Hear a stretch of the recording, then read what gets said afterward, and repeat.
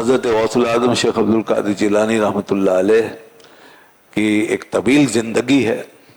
میں نے گزشتہ جمعے میں یہاں تک بات کی تھی کہ آپ طلب علم کے سفر پہ جب بغداد تشریف لا رہے تھے، کوئی 16 یا 17 سال کی عمر کا دور تھا. اس وقت راستے میں جو واقعات پیش آئے تو کیسے آپ نے سچ فرمایا، سچ بولا، سچ کو نبھایا، اپنی والدہ سے جو عہد کیا تھا اس کو پورا کیا، اور اپنا ہر قسم کا نقصان آپ نے برداشت کیا اور ساری زندگی بھی اس پہ عمل کیا. سچائی سچائی سچائی، صداقت، یہ انسانی کردار کی پہلی بنیاد ہے. ساری ولایتیں اس پہ کھڑی ہیں، سارے مرتبے اس پہ کھڑے ہیں، اس کے بغیر کچھ بھی نہیں ہے. سچائی. اور دوسری چیز ہے امانت. سچائی اور امانت، صدق و امانت. یہ اور ہمارے نبی پاک صلی اللہ علیہ وسلم کے جو پہلے دو اوصاف ہیں جو پورے اہل عرب جان چکے تھے، اور سب جس پر آپ کے مداح تھے اور ہر ایک کی زبان پر یہ دو باتیں عام تھیں، وہ یہی تھی: آپ صادق ہیں، آپ امین ہیں. آپ صادق ہیں، آپ امین. آنکھ بند کر کے مانتے تھے. تو پھر یہ چیز اولیاء میں کیوں نہیں آئے گی؟ اور جب اولیاء میں آئے گی تو اولیاء کو ماننے والوں میں کیوں نہیں آئے گی؟ آنی چاہیے.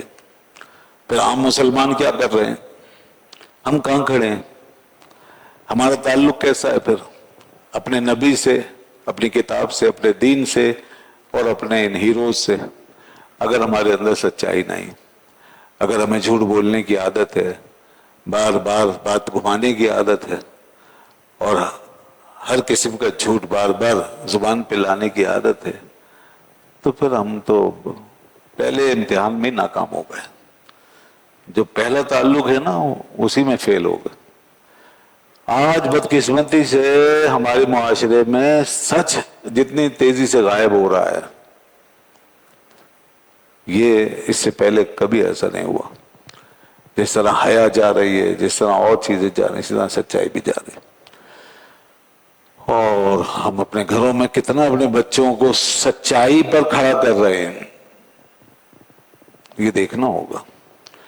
اسی طرح امانت، ہر ایک کو اس مرحلے سے گزرنا ہے کہ امانت قوم کی، کسی کی، دوسرے کی، جس کی بھی، اس کے ساتھ کیا کرنا ہے، اس کے ساتھ میری ذمہ داری کیا ہے، یہ بات ہمیں معلوم ہونی چاہیے.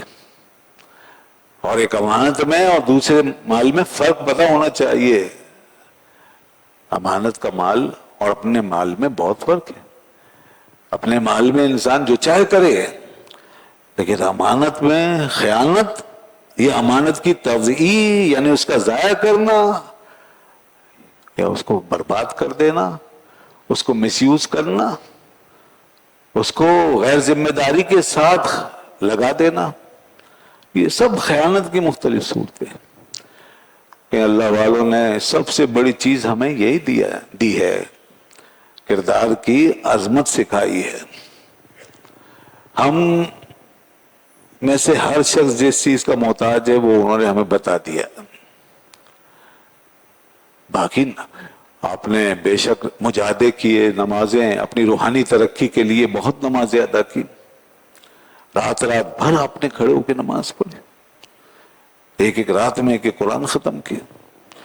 آپ نے سخت ترین مجاہدے اختیار فرمائے جو آپ کی اپنی شان تھی، اور اس کے لیے ہمیں نہیں کہا گیا کہ تم بھی یہ کرو، اور نہ سارے لوگ اس میں برابر ہیں. اگر ایسا ہو تو سب کے مجاہدے ایک ہی طرح کے ہوں، سب کی ریاضتیں ایک طرح کی ہوں. آپ نے اپنی شان کے لائق بڑے بڑے مجاہدے کی، وہ چیزیں ہم سنتے ہیں اور آپ کی عظمت و شان کی داد دیتے ہیں، اس کا اعتراف کرتے ہیں. آپ نے یہ بھی ارشاد فرمایا میرے مجاہدات کا عالم یہ ہے کہ اگر انہیں پہاڑوں پہ رکھ دیا جائے تو پہاڑ جو ہیں وہ چکنا چور ہو جائیں، اور اگر میری ریاضتیں سمندروں پہ رکھ دی جائیں تو سمندر خشک ہو جائیں.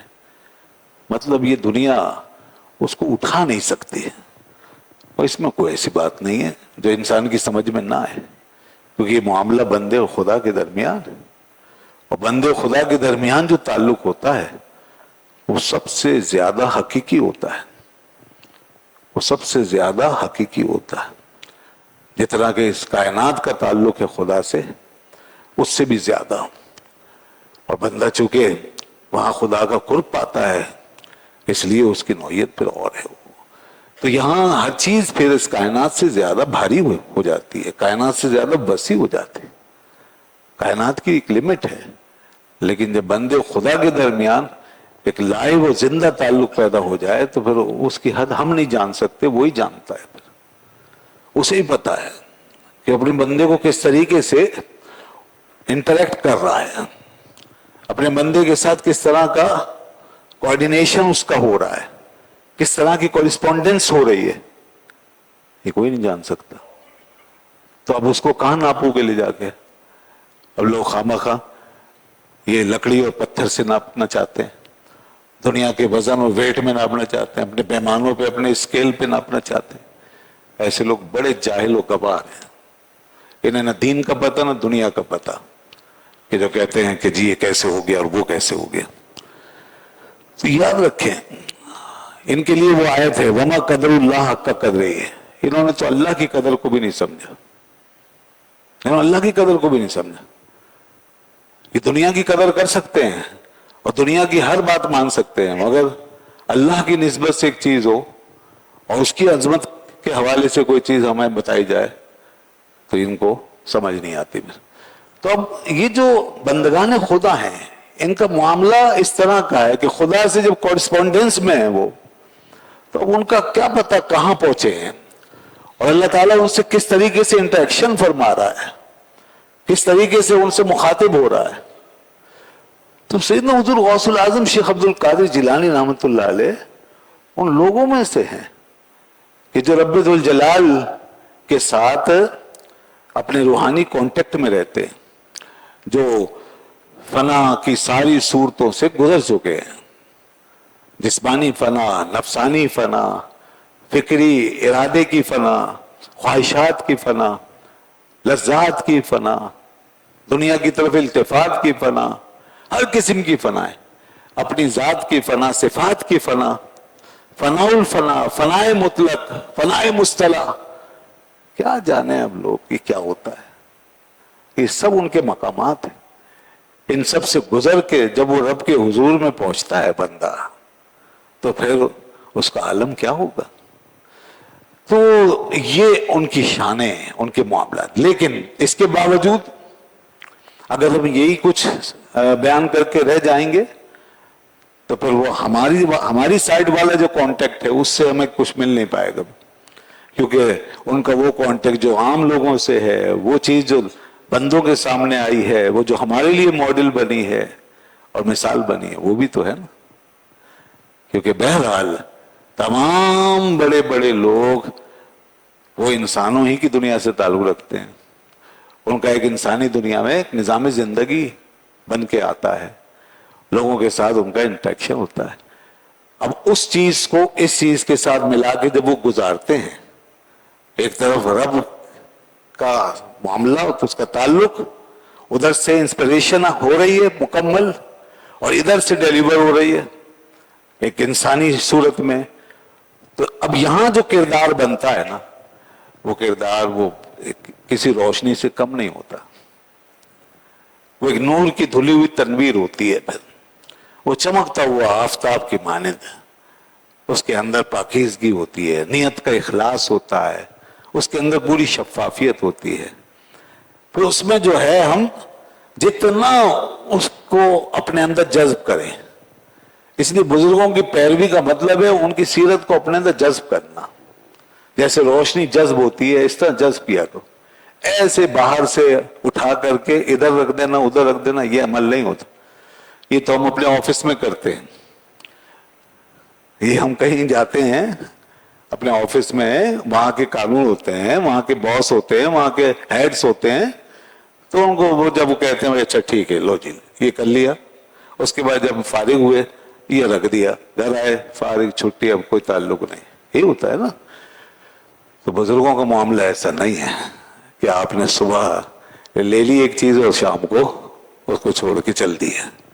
جیسے انہوں نے اپنے آپ کو جذب کر دیا انوار الہی میں، ایسے اب سارا یہ سلسلہ ایک اتنی پاکیزگی میں، لطافت میں اور سٹلنیس میں چلا گیا کہ آپ بھی اب اس کو اپنے اندر جذب کریں.